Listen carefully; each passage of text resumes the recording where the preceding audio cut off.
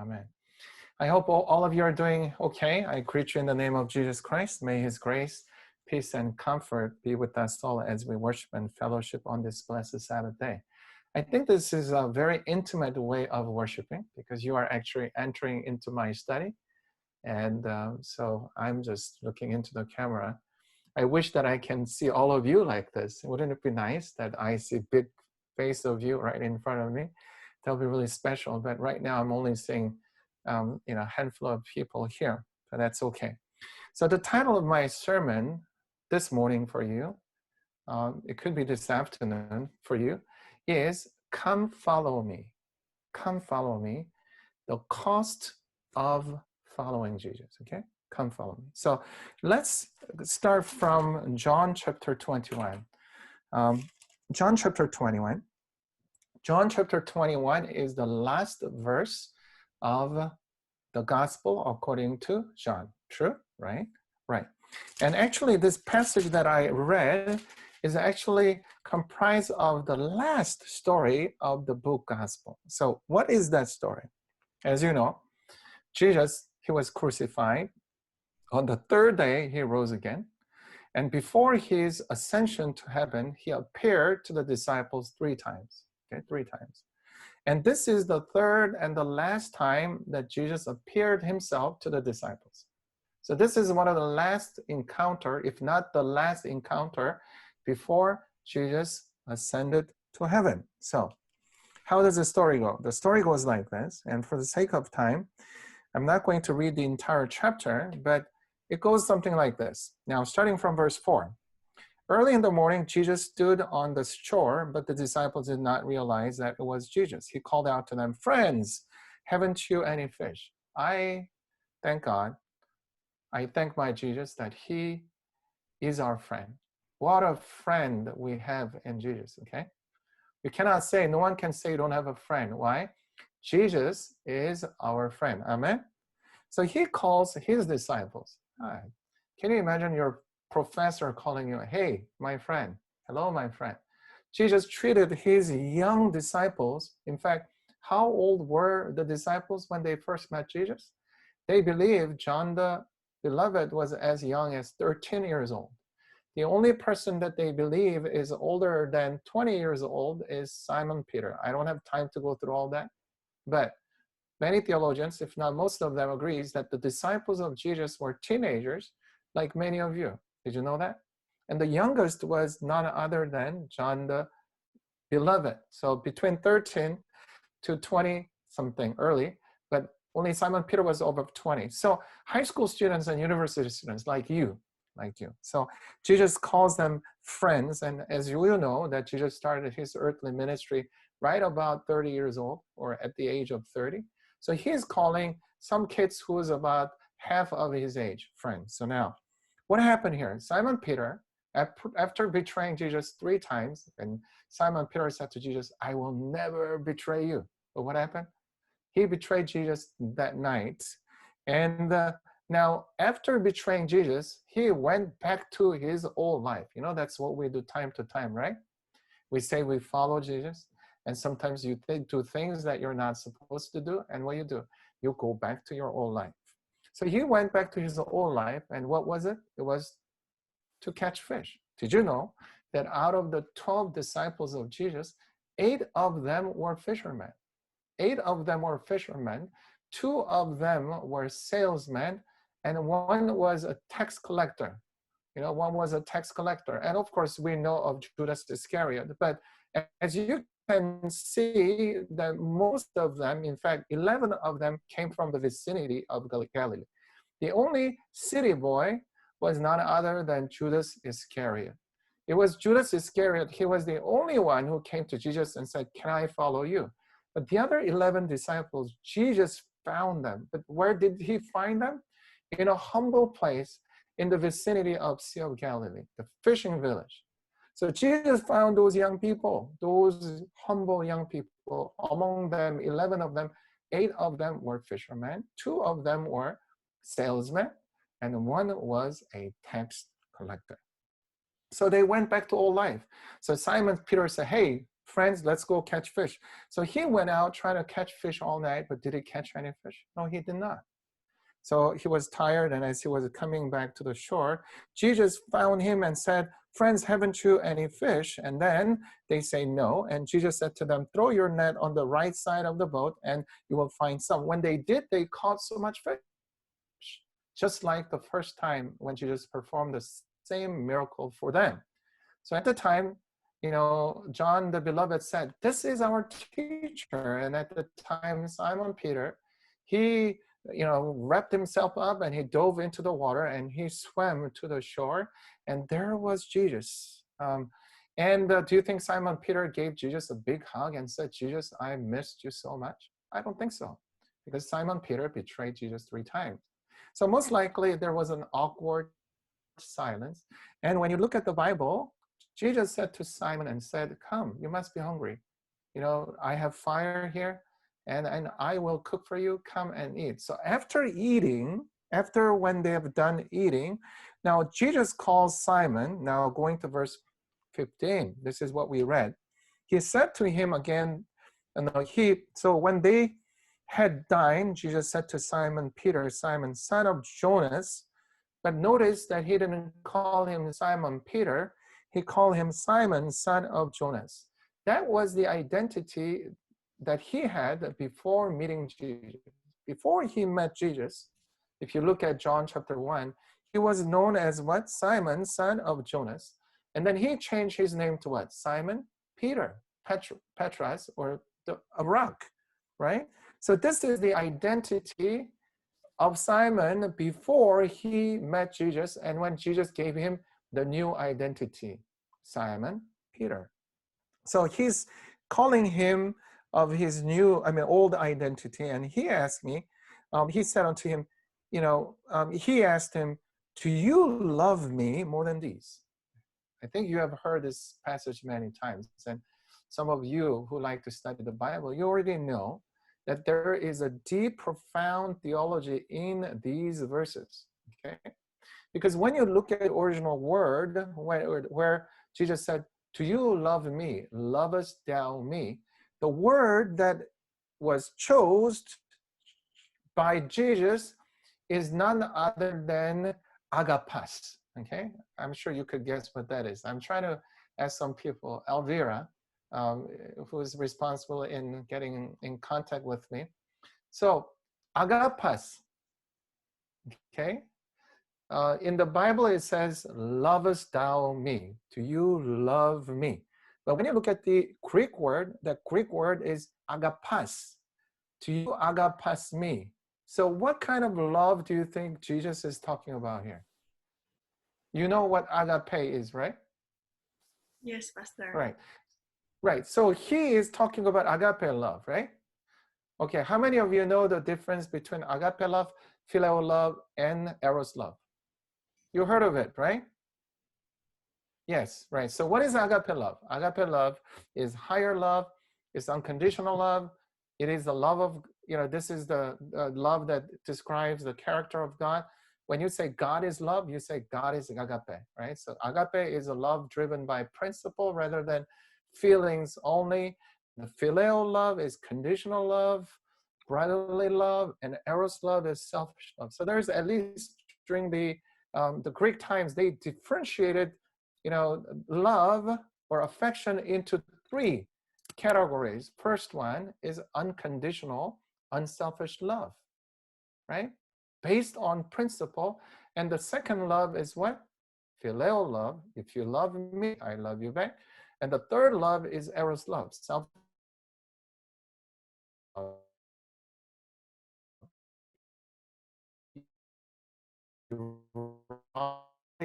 I see here.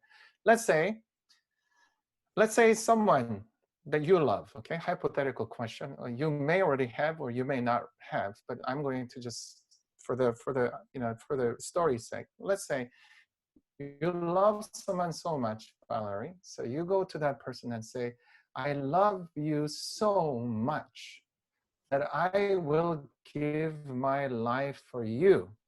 What kind of answer do you expect from the person who you love if that person have told you that the person loves you as well. What kind of answer do you expect I from that love person? you too. Yes, just two. I love you too, just like how you love me. So if you tell the person, I love you so much that I will give my life for you, what if the answer is, well, I love you? And it ends right there. I'm sure you will be waiting and say, wait a minute, I just said, I love you, that I will give my life for you. And the person who responds by saying, I love you, okay? And then you'll be like, okay, come on, more, right? This is what's happening here. Jesus is saying, I have agape love for you.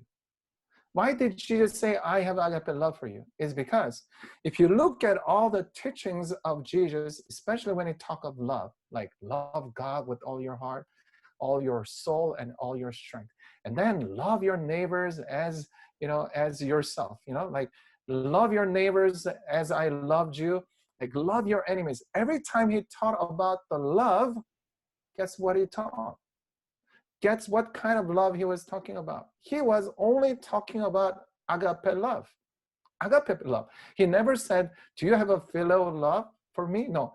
Every single time when he was talking about the love for God and the love for our neighbors, the love for our enemies, the only love that he taught of is agape love. If that was the only thing that Jesus taught the disciples of, the agape love, of course, Jesus would ask them, I taught you to love God and love your neighbors, love your friend, and I said that there's no greater love than this, that you lay down your life for your friend. I taught you those things. I called you. I called you as my friend. I called you as my friend. You said that I'm your teacher. You treat me like, I'm your friend. And if I treat you like you're my friend and I love you, like unconditionally with agape love, do you have that love for me? Can you reciprocate that love for me? After especially Jesus dying on the cross, because of agape love, because of the unconditional love, because of this amazing love, Jesus gave it all.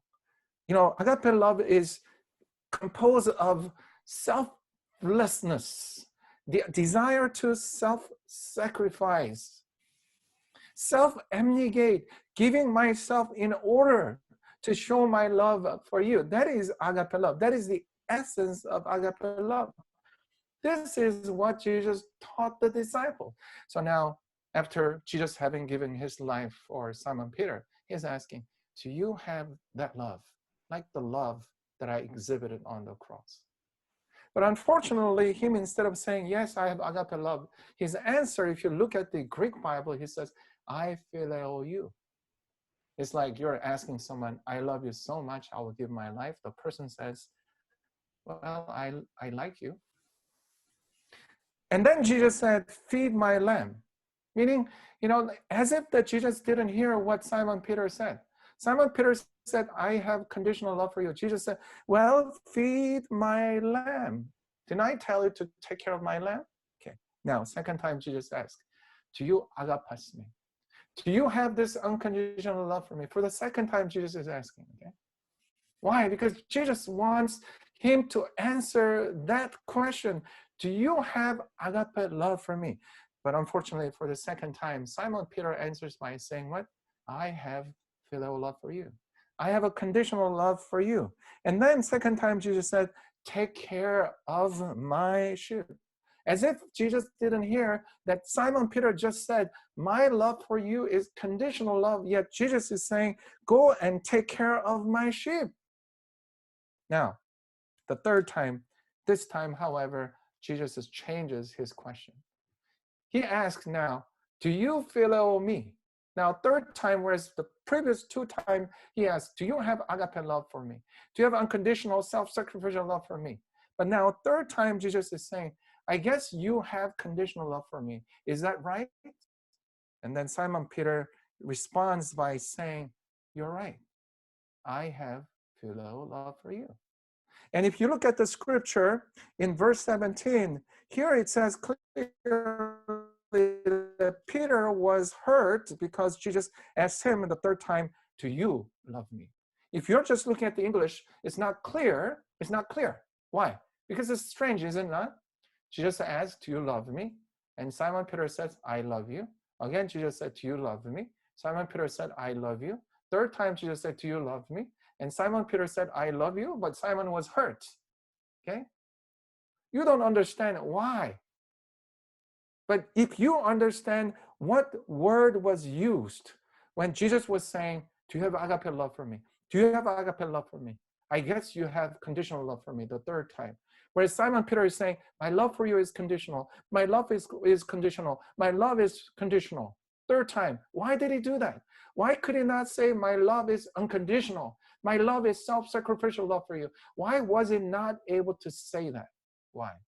Because he betrayed Jesus 3 times. When Jesus was fulfilling his mission by giving his life to fulfill, to show what agape love is all about, to show what God's agape love is all about. The love, John 3:16, for God so loved the world. The word, the love, is agape. Again, because God has that unconditional love for us, he sent his only begotten son to die for us. The operation of agape love that caused the Father's Son to give his only Son, the only Son to come, the Savior, the Redeemer, to die for us on the cross. That sacrifice, that cost. And this is the kind of commitment Christ expects from us. And this is what he has been teaching for 3.5 years. To be able to give your life for Jesus, to be able to give their life for God, to be able to put down their life for their friends by saying there is no greater love than this if you lay down your life for your friends. Do you know why Christianity has lost its influence? It's because we are not ready to give our life for our friends. In fact, many people follow Jesus for selfish reasons, not thinking that following Jesus doesn't end in the baptistry. Following Jesus doesn't end at the foot of the cross. Following Jesus, whether you like it or not, I know there's Amen, 50, Pastor. there are 53 of you, okay? So I can hear you, but you yell out, Amen. Amen. Jesus Amen. came to this Amen. world to teach us that life is more than living in a big house. Life is more than driving a fancy car. Life is more than becoming the richest person in the world. Life is all about finding something so precious that you are willing to lay down your life. Just like Jesus found value in us, that he came to this world to die for us. This is the kind of agape love. This is a kind of a value. This is a kind of life principle that Jesus came to teach, and he taught them what? By dying on the cross. And just before Jesus went up to heaven, he's having this conversation to reinstate Simon Peter, bring him back, to teach him that God still has a mission for him, even if he betrayed Jesus 3 times. Okay? And then, so third time he asked, I know that you have a conditional love. Is that right? It must be really painful for you to admit that, right? Imagine, I'm married to a very beautiful wife. In fact, I always jokingly say to young people that I'm married to the most beautiful woman in the world. So, if there's a single man, I always tell them, well, you can marry the second most beautiful woman in the world because the most beautiful woman in the world is taken, because that's my wife, right? But can you imagine, let's say, and I don't want to use me as an example, but there's some guy, a husband who loves his wife dearly, but he betrayed his wife. And then one day his wife, pulls him over and looks straight into his eyes and say, honey, do you love me? You said that you will give your life for me. Remember, Simon Peter said, Jesus, I would rather die than betray you. So wife is asking the husband, honey, do you still love me that you will give your life for me? This is what is going on here. But Simon Peter is unable to say it, but yet Jesus seemed to remind him, what? Feed my lamb, take care of my sheep, feed my sheep. Now, there is that awkward silence, and Simon Peter is hurt. Jesus said, I know that your love for me is conditional. But now verse 18, He says to Simon Peter, Jesus speaking to Simon Peter, I tell you the truth. When you were younger, you dressed yourself and went where you wanted. But when you are old, you will stretch out your hands and what? Hands. And someone else will dress you and lead you where you do not want to go, right? What is Jesus doing? Jesus is predicting the future of Simon Peter. Here's a Simon Peter who's feeling like, I'm so unworthy. I betrayed Jesus. I even pull out a knife and chop off the ear of a priest. I was ready to show Jesus, I'm willing to kill somebody for you. By the way, do you think Simon Peter was aiming at the ear of a priest? No. He was aiming to kill him. He was ready to stab him. By the way, following Jesus is not having the courage to take someone else's life. But following Jesus is having the courage to lay down your life. Are you with me? Are you with me? Amen. Follow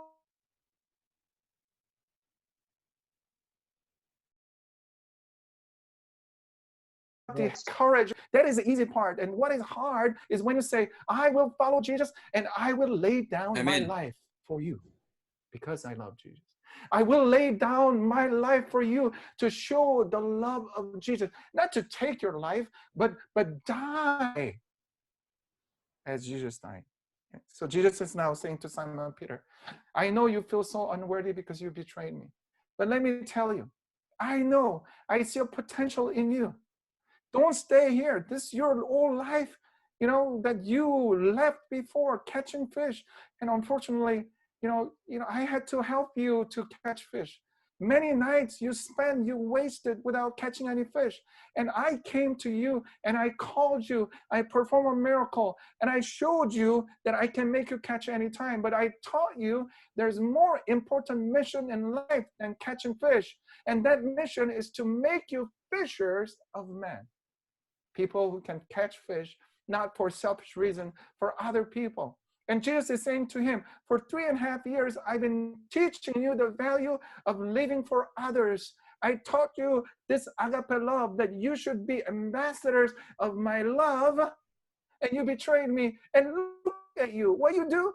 You go back to your own life and you're trying to catch fish, and unfortunately, you didn't catch any fish. But I caused you to catch fish. But that is not your mission. Feed my lamb. Take care of my sheep. Feed my lamb. This is the mission of your life. I called you to fulfill this mission, not to catch fish or chase around those tiny little fish. And when Simon Peter said, but how can I? But how can I? I betrayed you when you're dying on the cross for me. When you're exhibiting your agape love on the cross, I was actually selfishly trying to protect myself, and I ran away. And how can I? And Jesus said, what? When you're young, you did whatever you wanted to do. But I know one day, you may not be there today, but one day you will be able to do it. And Jesus actually prophesied how one day he will glorify God through laying down his life. And then he said, what? Follow me.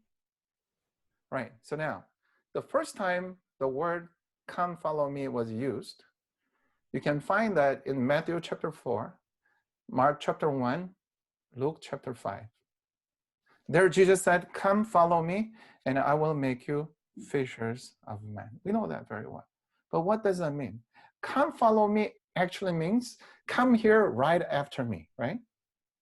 So when Jesus said, come follow me, is actually you are following the rabbi right behind him. That is what it means. So following means you are learning, like 1 Corinthians 11:1, be followers of me, even as I also am of Christ, meaning learn of me, be like me, learn from me, from early in the morning until you go to sleep. You follow me, and that's exactly what the disciples did.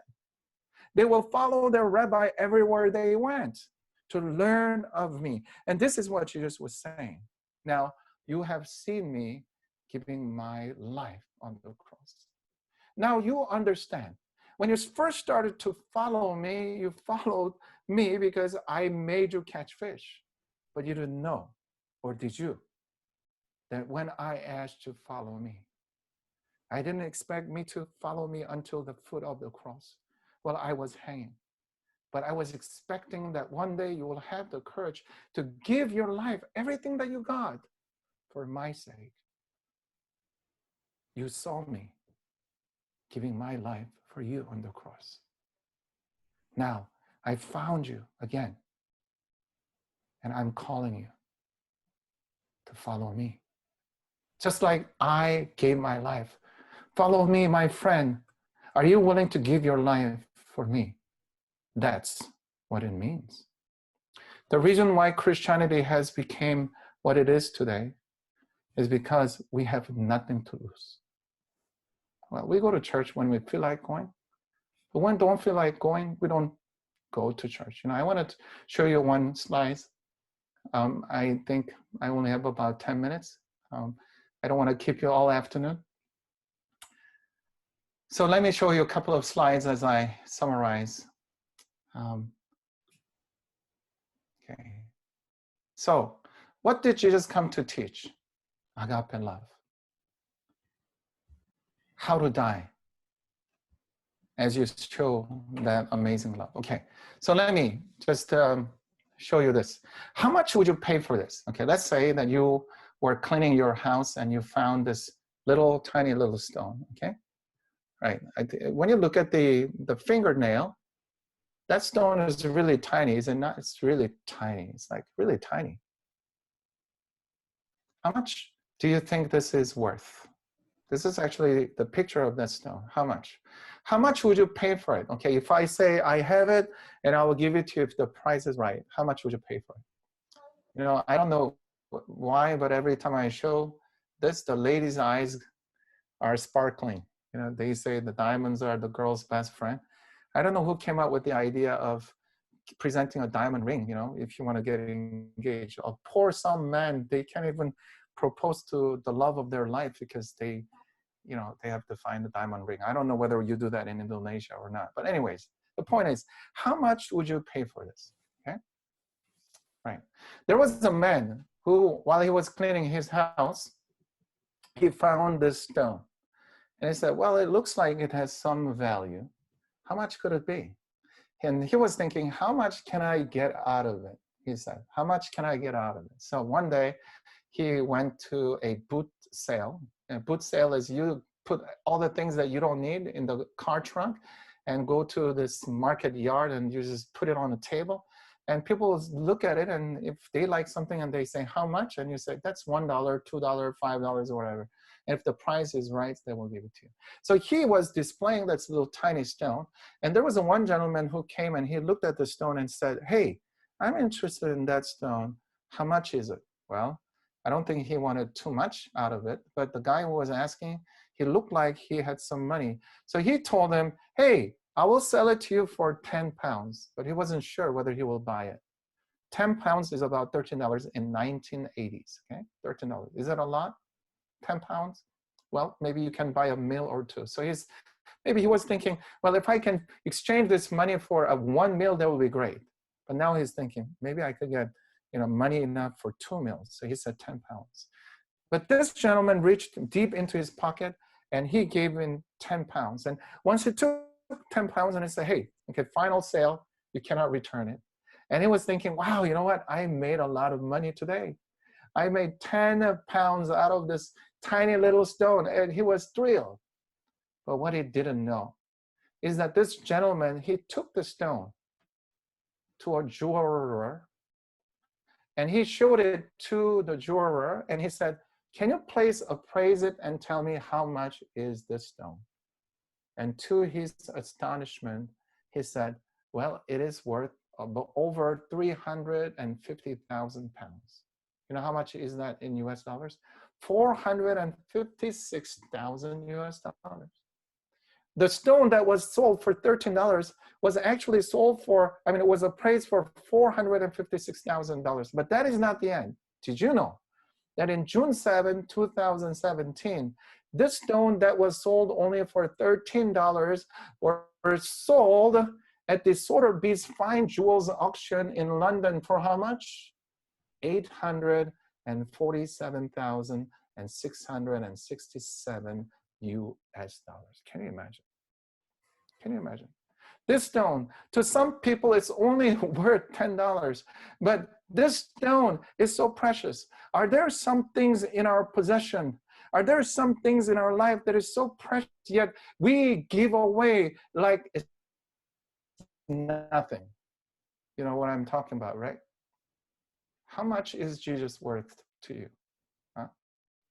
How much do you pay to exchange Christianity?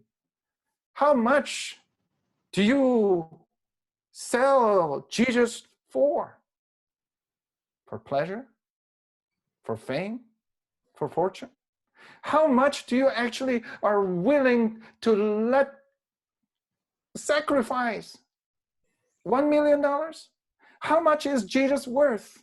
How much are you willing to pay to show your loyalty for him? $10? 10 pounds?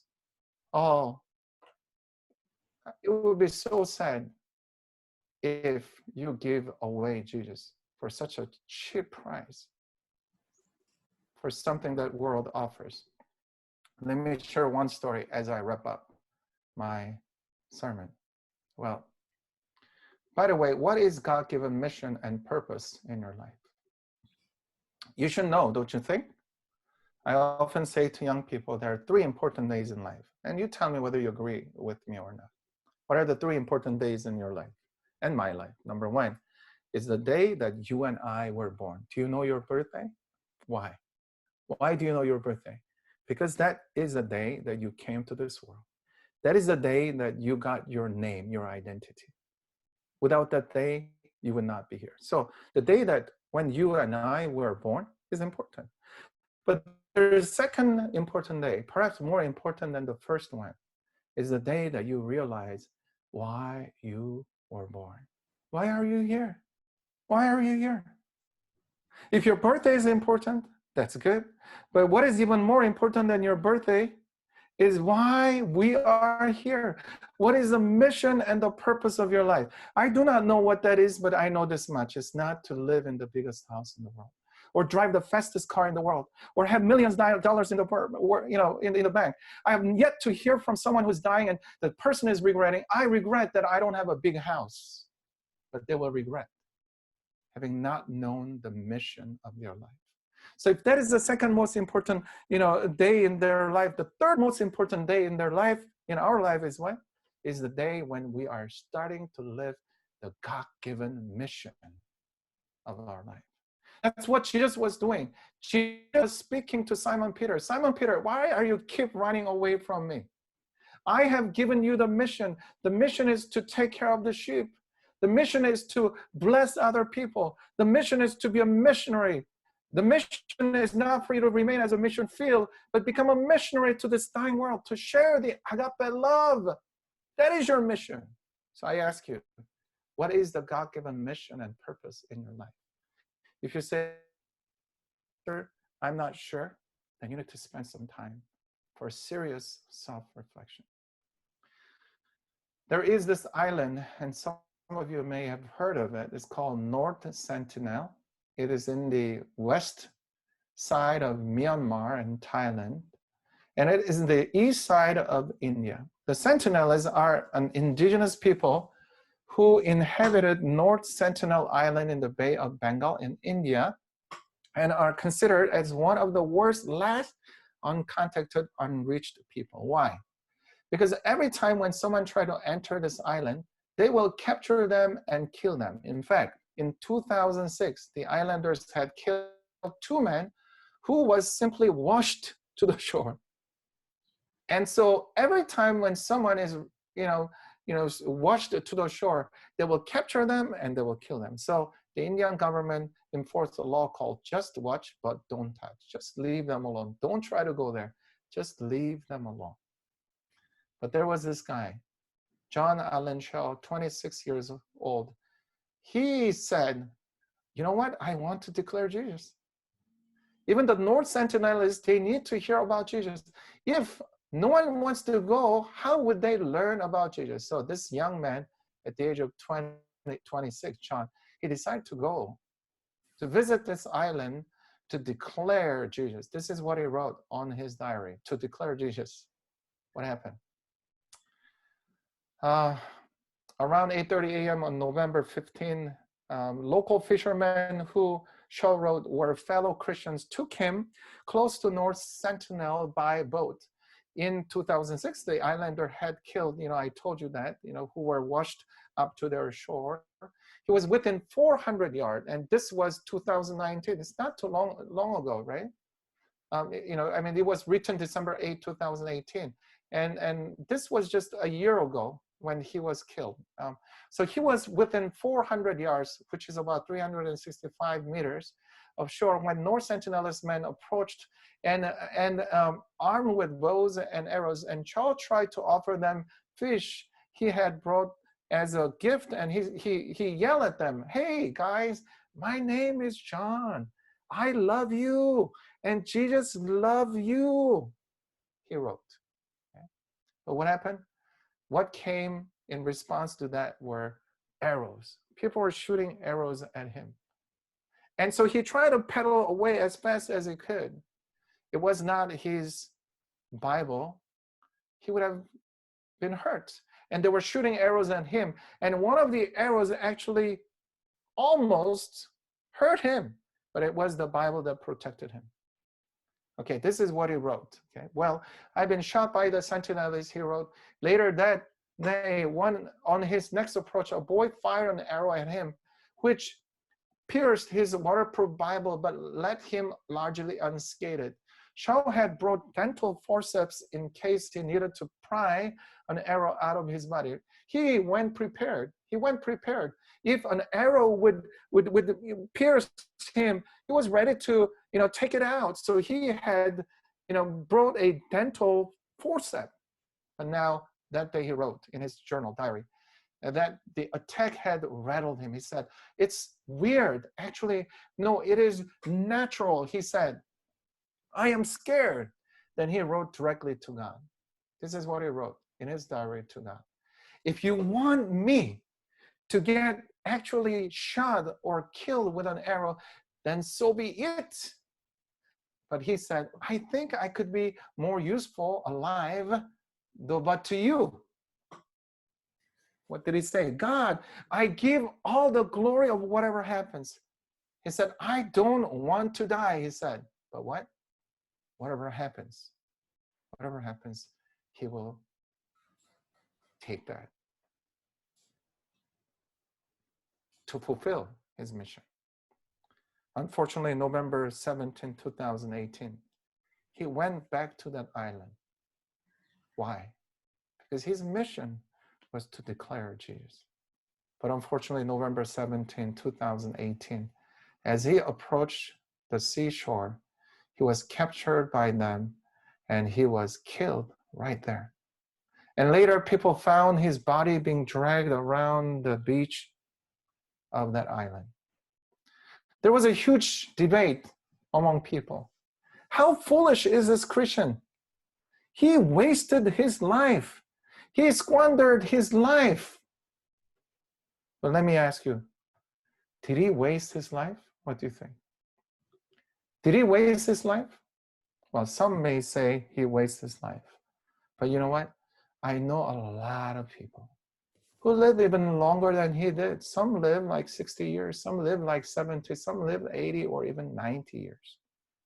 But you know what? What is one of the common regrets of those who have lived their life? In fact, there was one person who researched those who are dying and asked them, "What do you regret the most?" He found out that no one complained that they didn't have enough money. No one complained that they didn't have enough power. No one complained that they were not popular. But you know what? There's something that they complain about, they regret about, which was, I don't know what was the mission of my life. But we're talking about the cost of following Jesus. When Jesus taught agape love, he was teaching them, do you have something that is so important to you that you will actually lay down your life for? Because Jesus is saying, I have. I came to this world to lay down my life for you. I love you. I agape you. I have agape love for you. And then he's asking, do you have the same love for me? Amen. Well, time is much past, but when would I be able to talk to you again? So I'm going to tell you one more story. And I think you would appreciate me sharing this story. Is it okay? Continue, Pastor. Thank you. I appreciate it. I appreciate it. You know, it's 12:35 a.m., but as long as you're willing to listen, I'll spend a couple more minutes with you. So let me tell you one more story. This is my favorite story. I love to tell. By the way, you know, I was in Pakistan, where over 90% of the population are Muslims, and I did a week-up prayer meeting, and I was walking on the campus, and the one who's sitting at the right side, he's the vice president of student affairs, and he called this boy, and then he introduced this boy to me, and then he said something that I overheard and I didn't know it. This is the first Pakistan boy that I met, so I said maybe I should take a picture. So I took one picture and I said smile. He's not smiling, so I said smile. He's not smiling, so I said smile, but he's not smiling. And then I was trying to find out how come this guy doesn't smile. You know, you see how many pictures I took? And then he told me the story, the vice president. He is actually the son of Shama and Shajad, 24-year-old mother and 27-year-old father. She was the mother of 4, and she was 4 months pregnant. But they were Christians. They were accused of burning Quran. Why? Because someone owed these Christians money, and they didn't want to pay this couple money back. So they accused them of what? Christians. And they were saying that they were actually what? They were burning the Quran. So great multitude gathered. They picked them up by their arms and legs and held them over the brick furnace until their clothes caught in fire, he said. And then they threw them inside the furnace. Okay. But you know what? Their clothes would not catch fire. So you know what they did? They wrapped their bodies with tissue paper, a cloth, so that it will catch fire more. So on Tuesday, November 4, 2014, a mob of 1,200 burned the couple alive. And as they were burning alive, there was a boy who was witnessing their parents die. You know who that was? The one who saw their parents die, these beautiful parents, was this boy. And you know what? They needed a safe place to hide this boy from those mob who will even try to kill him. But I was thankful that I met him when I was in Pakistan. And they sent him to this Adventist seminary and college. And that is the reason why his face was emotionless, because he experienced the trauma of seeing his parents die. But you know what? When I made an appeal, he said he will follow Jesus. And you know what is my prayer? My prayer is that one day this boy will become a pastor. You know, can you imagine that he will tell the story? You know what? My parents were burned alive because they chose to follow Jesus. They said, we will save your life, we'll spare your life if you denounce Jesus. But you know what? My parents, they were killed by 1,200 people because they love Jesus so much. They decided it's better to die than to say that they don't know Jesus. And now he is a follower of Jesus, and he is a global PCM ambassador.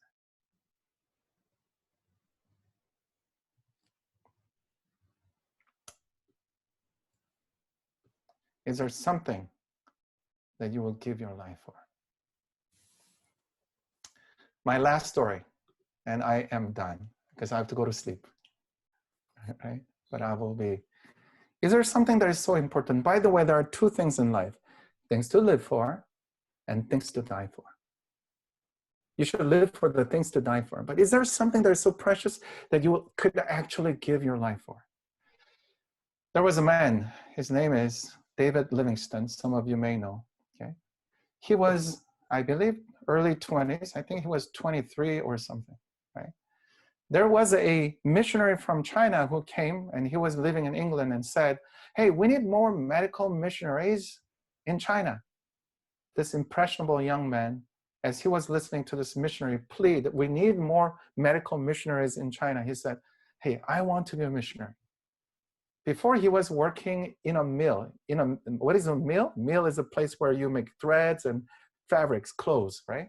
So he was working there like a fisherman. I mean, he was a humble, he had a humble vocation. This is how he would live the rest of his life. But at the age of 23, he said, oh, I want to go to a medical school. So he went to medical school to become a medical missionary. So at the age of 30, he became a doctor. And he said, you know what? I'm ready to go as a missionary. Send me to China. But they said, there is an opium war in China, and it's dangerous for you to go there, right? So he said, then what shall I do? I prepare all this time to become a missionary. And they said, there's one place that people don't want to go. But if you're willing to go, we'll send you there. And he said, where is that? It's in Africa, the Black continent. So he found himself at the age of 30 going to Africa. And then he was there. He spent time here. He lived the life, the Bible that carried and preached. And he lived that life, and he shared the love of Jesus to these Africans who have never heard of Jesus before, who have never experienced the love of Jesus. Because this man, full of agape love, went to that country as a missionary. Right? And this is what he said. Can you imagine?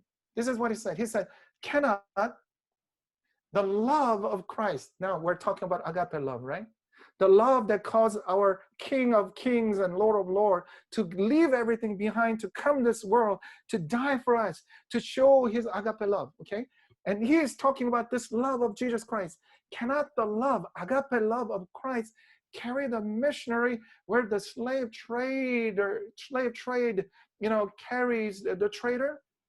In other words, he's saying, the slave traders are going to those places to capture those Africans, to sell them as slaves. The greed is making them be able to go. But shouldn't the love of Jesus that we have make us to go to places where no one wants to go? And so he said, I shall open up a path to the interior or perish. He said, I will go to the heart of Africa, and if I cannot, I will give my life, he said. That was his mission. And he said, if we wait, this is my favorite quote. I love this quote. I love this quote. You should post it today. He said, if we wait till we run no risk, the gospel will never be, what?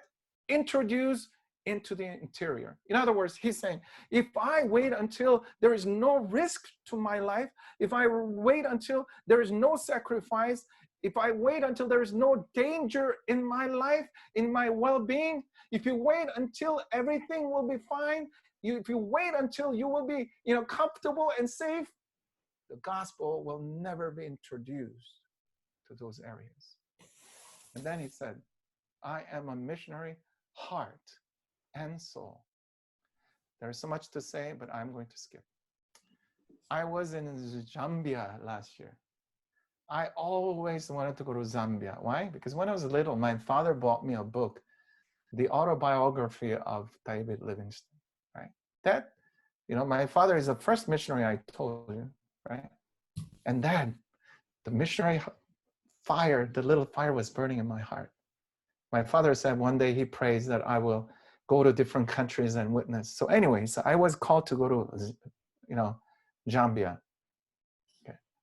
My heart was burning, beating so fast, because I know that somewhere in Zambia, am I saying that right? Anyways, is the heart of David Livingstone. So I landed in the city called Livingstone. But if you go in Zambia somewhere, there is this monument. There is this monument in 1973. Right, so what is the story? You may say, why are you sharing this story?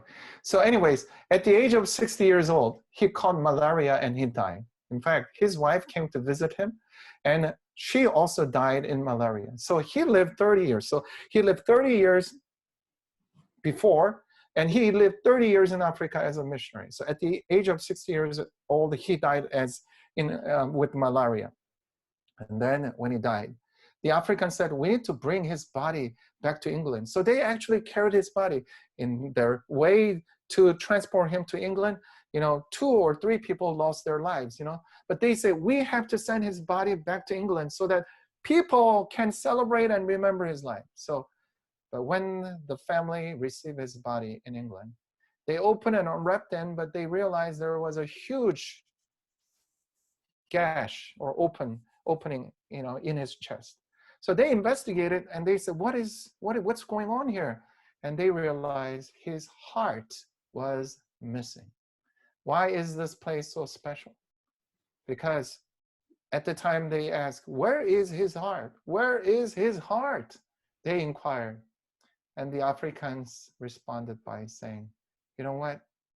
We sent his body back to you because we want people to remember the noble life that he lived. His heart will always remain in Africa because it belongs here. Because he came and showed the love of Jesus and he changed our life. Therefore, his heart belongs here. This is what he wrote, David Livingstone. God had an only son, and he was a missionary and physician. A poor imitation of him I am, or wish to be, he said. If I would have the privilege of being like Jesus, I cannot compare. But he's saying, I would rather want to live like Jesus lived and to die. Oh, my dear friends, let me ask you, where is your heart at? Where is your heart at? Jesus is asking you, do you love me? The question is, are you willing to sacrifice everything for me? And so as I make an appeal to you, I want you to say, Pastor, you asked me the question, are you a missionary or a mission field in your mission field? The Lord today asks you have encouraged me. My mission is more than having a lot of money, and I'm ready to follow Jesus. Today, I'd like to commit to be a true follower of Jesus and commit my life to Jesus. And I would like to become a missionary for Jesus. And this is the promise that I want you to make today as we read this today, and I would like to pray. And you know what? If you agree to this, you become today Global Peace Ambassador. And this is how it reads. I pledge to follow Jesus until the end, and you read with me wherever you are. I don't have to hear you, but read with me. Peace Ambassador, Missionary Pledge. You say, you say your name. I pledge to follow Jesus until the end and live a life of mission and service for God and others. I pledge to be an ambassador and a missionary for Christ on campus, in the church, and in the community. I will be faithful to my God-given Adventist identity. I have been crucified with Christ. It is no longer I who live, but Christ lives in me. And the life which I now live in the flesh, I live by faith in the Son of God who loved me and gave himself for me. Galatians 2:20. Be followers of me, even as I also am of Christ. 1 Corinthians 11:1. May God bless you and the promise that you made today. And it is my prayer that your movement will not only change Indonesia, but it will change the world. Let's pray.